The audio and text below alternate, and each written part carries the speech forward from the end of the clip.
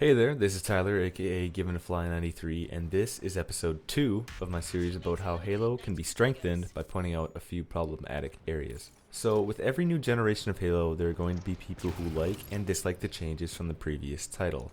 That's certain, but the last few titles have become so focused on pleasing the minority selection of the community by implementing certain features.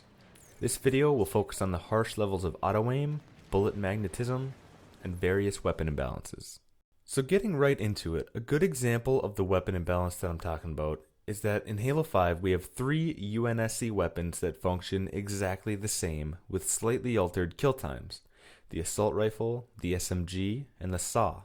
We also have the detachable turret, but that's a completely different story. It's a powerful automatic, or at least it was, that forces you into third-person perspective and limits certain mechanics like melee or sprint. The storm rifle in the current game is commonly found to be too powerful. It's a projectile weapon that has a very quick kill time and should be treated as a tier 2 power weapon.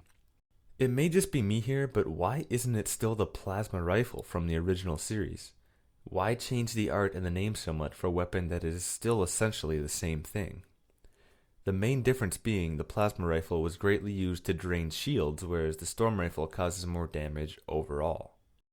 The suppressor is a strange weapon. While bullets do track the enemy, it has a slow starting rate of fire that eventually speeds up. I've heard mixed reviews about this weapon, and the best way to use this is to lead your bullets or start firing before your enemy's in sight, oddly enough. Allowing your weapon to pre-fire and build up its firing speed is the most efficient way to use it. Automatics aside, let's shift focus to the utility weapons. The fact is that we have an oversaturation of utility weapons as well. There are 6 utility weapons in Halo 5, and 4 of those weapons are single fire. Sad to say, but we do not need this overabundance of variety here, because all these weapons are essentially the same thing. The Magnum and DMR function exactly the same, but I believe the DMR has slightly more aim assist, which just makes it easier to use. The Carbine's pretty good in this game as an alternate pickup. The BR is so magnetic that it feels much easier than previous titles. The bolt shot is a projectile BR, but the bullets track you, making it just as cheap as any other weapon. The light rifle is the most interesting to me easily. It has 2 modes of fire. It feels good both in and out of the scope. It does cause more damage when scoped in, but fires much slower to compensate. There's a problem in the community right now because certain people like the current weapon sandbox, but again, this is the minority of the community. We cannot have these weapons all exist in the same game when they bring virtually nothing different to the table except for art. I hate saying that, but it's true. A good middle ground for this would be to either A, make these weapons function differently than they do now, to the point where they feel unique, or B, limit the utility weapon set to just 3 total, the BR, the Magnum, and Carbine, or C, limit the utility weapon set to 1 singular weapon, either the BR or the Magnum. Now in Halo 5, I think 343 did a fantastic job with making the plasma caster.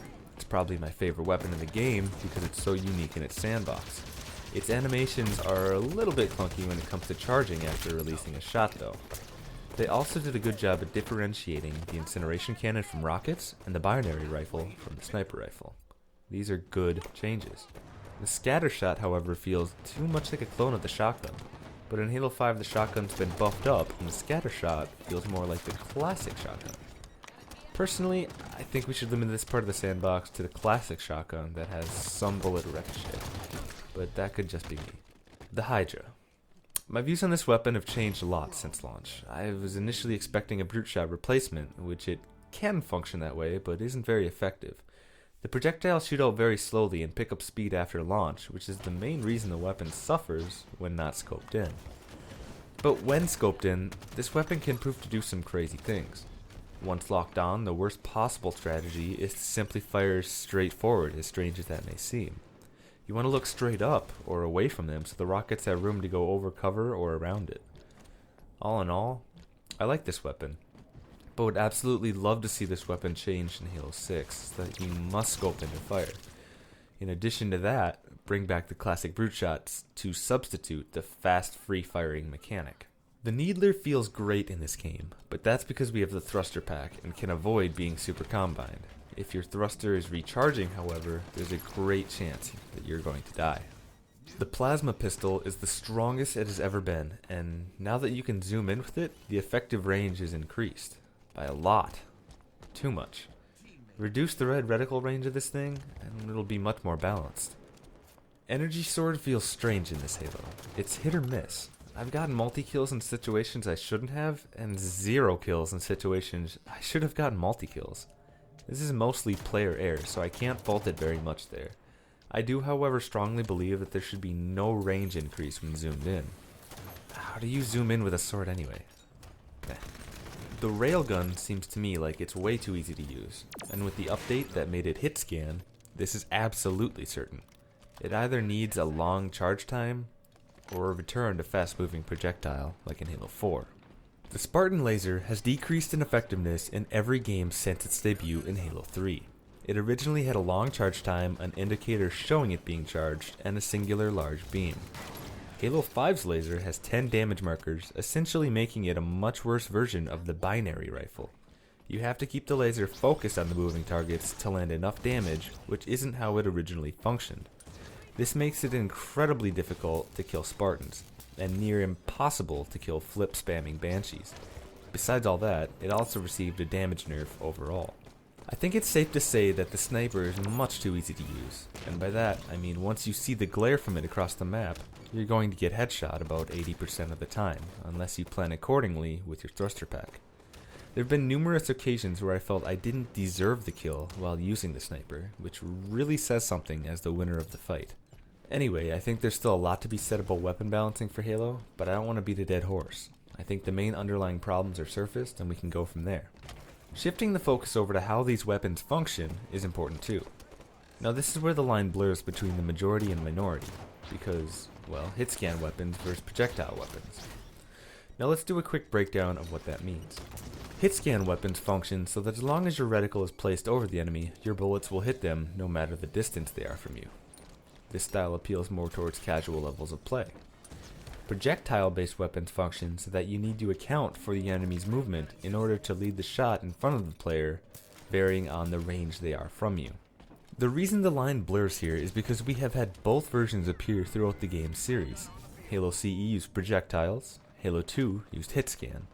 Halo 3 returned to the projectile system, and Halo Reach returned to hit scan. So when Bungie was making Halo, they couldn't decide which to support fully. It was a 50-50 split.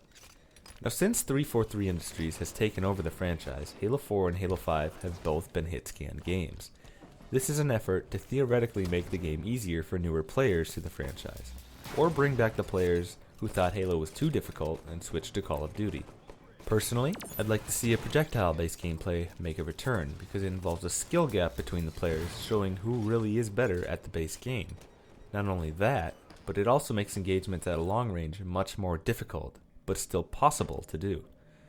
That is what made Halo CE so highly respected among the competitive community. I can't even begin to describe all the times I've been perfectly 4-shot BR'd by someone across the map in Halo 5 Warzone.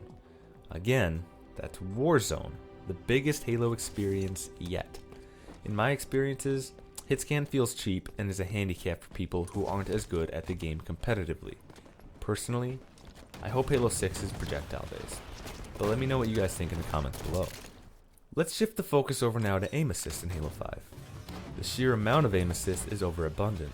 When two enemy players are in close proximity and you're focusing on one, a lot of the time your aim assist will drag your reticle over to the full health player and force you to lose a kill.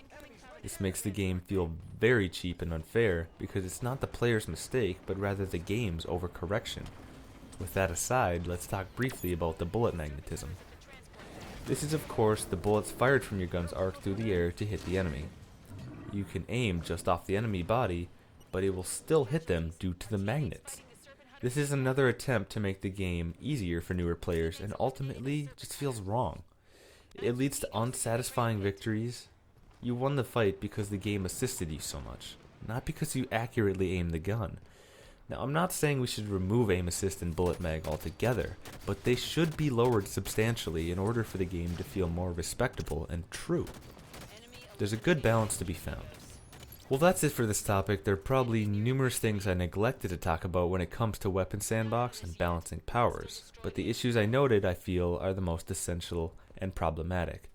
I can't wait to see what you guys think about these topics, so be sure to let me know in the comments section, and don't forget to rate this video, share it, and subscribe. This is a single topic in a video series about improving Halo, and there are still more to come. When it comes to Halo, I'm passionate about bettering not only the game, but the entire franchise as a whole, and hopefully that gets across.